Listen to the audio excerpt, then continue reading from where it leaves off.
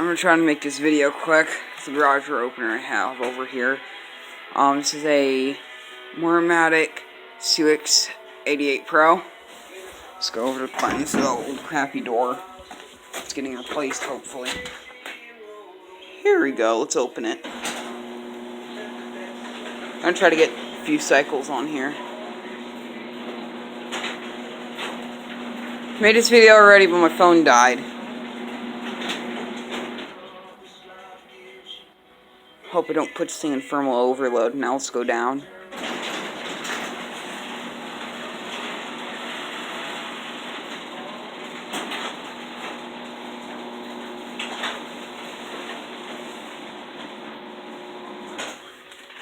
Let's open this back up.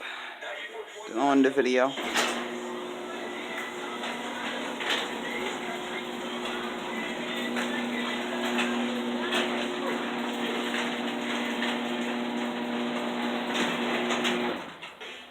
Really nice.